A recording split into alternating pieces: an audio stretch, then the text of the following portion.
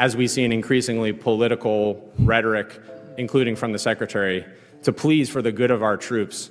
This is an incredibly difficult moment, and we need leaders like you to continue to echo the apolitical nature. I have 12 seconds. Mr. Secretary, I don't say this lightly. I have to say this on the record. I think your tenure as Secretary of Defense has been shameful and weak, and you should resign. In the heart of Fort Bragg, a shocking incident unfolded that threatened the very foundation of military integrity. Soldiers were told to swap out of an event with the commander-in-chief based on their political views while a MAGA merchandise booth appeared on base. What followed was a fierce battle over political loyalty in the military, a battle that questions the very neutrality of the armed forces. Thank you for what you're doing. We stand by to support you. I'm going to support you from day one, as I always have. Keep fighting, and let's go ahead and go after the war fighters. Thank you. I yield back. Gentleman yields back. Chair, and I recognize the gentleman from New York, Mr. Ryan. Thank you, Mr. Chair. Thank you both for being here. We have all worn the uniform. We've all served in combat. We all love our country. We all revere our troops. As the political climate becomes more charged, particularly in military circles, the need for leadership that upholds the core values of impartiality has never been more urgent. In a recent discussion, a member of Congress, Congressman Ryan of New York, took a strong stance in reminding the public and the military of the essential neutrality that the armed forces must maintain. During a hearing, he expressed his concerns over the increasingly political rhetoric, calling for leadership that prioritizes the well-being of the troops and the apolitical nature of military service. Congressman Ryan set a tone of unity by recognizing the shared sacrifices of those present in the room. He reminded his audience, "We have all worn the uniform. We have all served in combat. We all love our country. We all revere our troops." This was not a message of division, but a reminder of what should unite everyone present: patriotism and service to the nation. His words highlighted the importance of remembering that the military serves the Constitution, not a political party or individual. Ryan made it clear that he was not there for partisan bickering. His focus was on upholding the principle that the military must be nonpartisan. "We are not here for political theater or sparring," he emphasized. His message was clear: the military's duty is to serve the nation, not to align with any specific political ideology or leader. He stressed that the military should remain neutral to preserve the integrity of its service. In the face of mounting political pressure, Ryan continued to express his support for military leaders who remained apolitical in their duties. "Thank you for what you're doing. We stand by to support you," he said, addressing the military leaders present. He assured them that his support would be unwavering, as long as they adhered to the core principles of nonpartisanship. Ryan's message was clear: support the warfighters, and above all, remain focused on the mission, not politics. The conversation turned towards a more specific issue: the events that occurred at Fort Bragg. The controversy surrounding these events raised serious concerns about the military's neutrality. Ryan questioned General Kane, a distinguished officer with over 30 years of service, about his experience with political loyalty within the military. "As a junior officer, were you ever required to make a pledge of political loyalty?" Ryan asked. The answer was straightforward: no. Kane was quick to clarify that throughout his decades of service, no such pledge was ever required. This, according to Ryan, should be the standard for all military personnel.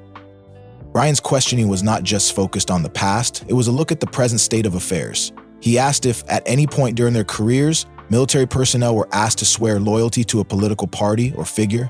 Again, the answer was clear: no, sir.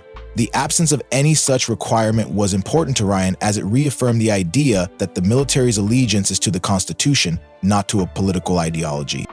General Kane's answers underscored the importance of maintaining this standard. Ryan commended Kane's commitment to remaining politically neutral and praised him for upholding this crucial principle. "That is the standard, and I commend you for saying so and continuing to model that," Ryan said. The conversation then shifted to an incident that occurred at Fort Bragg, a troubling development that threatened the integrity of the military's nonpartisan stance. Ryan pointed to reports indicating that soldiers in the 18th Airborne Corps were told that if their political views clashed with the current administration, they should speak with leadership and be swapped out of an event with the president. To make matters worse, a MAGA Make America Great Again merchandise pop-up shop was reported to have set up shop on the base. Ryan expressed his concerns, emphasizing that this kind of political activity within the military is a serious violation of the nonpartisan principle. "If those are the facts, is that appropriate, General Kane?" Ryan asked. Kane unaware of the specifics of the reports, remained firm in his belief that the military must remain neutral and that any such political activity was not acceptable within the ranks. This situation raised broader questions about the direction the military was heading in, especially given the political climate of the time. Ryan's focus remained on the core values of military service, values that must transcend political ideologies. His questions were not just about one incident, they were about ensuring that the military's neutrality is preserved for future generations of service members. The issue at Fort Bragg raised serious questions about the military's commitment to political neutrality, and Congressman Ryan didn't let the matter rest. He pressed General Kane further on whether any soldier should be asked to pledge political loyalty to participate in an event with the commander-in-chief. The answer, once again, was clear: no, sir.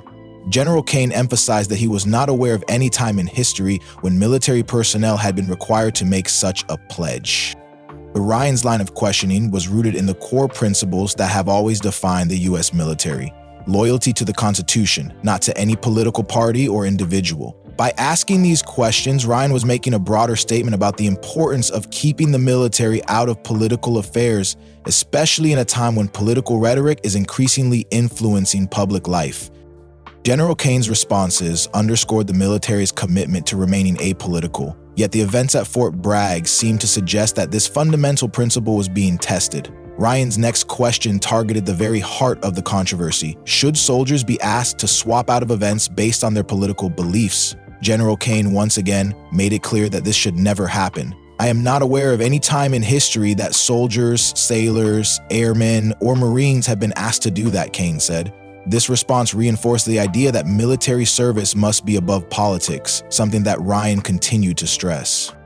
This controversy was not just about a single incident, it was part of a larger conversation about the role of politics within the military. For many, the military represents the very essence of neutrality. It is a force that serves all Americans regardless of political affiliation. By allowing political views to infiltrate military spaces, especially on bases where soldiers are supposed to remain focused on their mission, the risk of undermining this neutrality becomes very real. Ryan's questions continued to press the issue, this time turning to the Secretary of Defense, Pete Hegseth. Ryan asked Hegseth if he was familiar with DoD Directive 134410, which outlines the political activities of service members. This directive has long been a safeguard to ensure that military personnel do not engage in political activities that would compromise their neutrality. Ryan's question was simple: had anything changed in the directive under Secretary Hegseth's leadership, especially in light of what happened at Fort Bragg? Hegseth, however, sidestepped the question, initially refusing to confirm whether there had been any changes. Ryan was insistent, asking again, has anything changed in that directive? Hegseth eventually acknowledged familiarity with the directive, but refused to acknowledge any policy changes. Ryan's frustration was evident.